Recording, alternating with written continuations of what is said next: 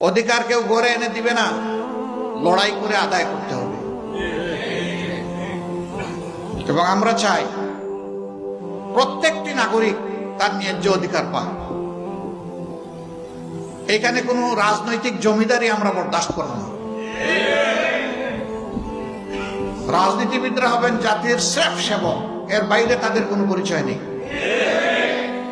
রাজনীতিবিদরা কখনো দেশের মালিকানা দাবি করতে পারবেন না। যারা এই মালিকানা দাবি করেছেন, যুগে যুগে তারা চরমভাবে অপদস্থ হয়েছেন।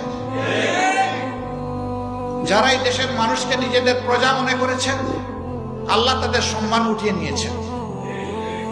আর যারা মানবতাকে সম্মান করেছে, শ্রদ্ধা করেছে, আল্লাহ তাআলা তাদের সম্মান বৃদ্ধি করে দিয়েছেন, তাদের শক্তিকে সংহত করেছেন। আল্লাহর সাহায্য তাদের পিছনে এসেছে। আমরা আল্লাহর সেই সাহায্যের প্রত্যাশী। এমন একটা জাতি আল্লাহ তাআলা আগামী দিনে আমাদেরকে গড়ার তৌফিক দিন, যেখানে মানুষে মানুষে কোনো ভেদাভেদ থাকবে না। প্রত্যেকটি মানুষ তার দেশের পরিচয় দিয়ে দেশে এবং প্রবাসে, বিশ্বে সকল জায়গায় গর্ববোধ করবে।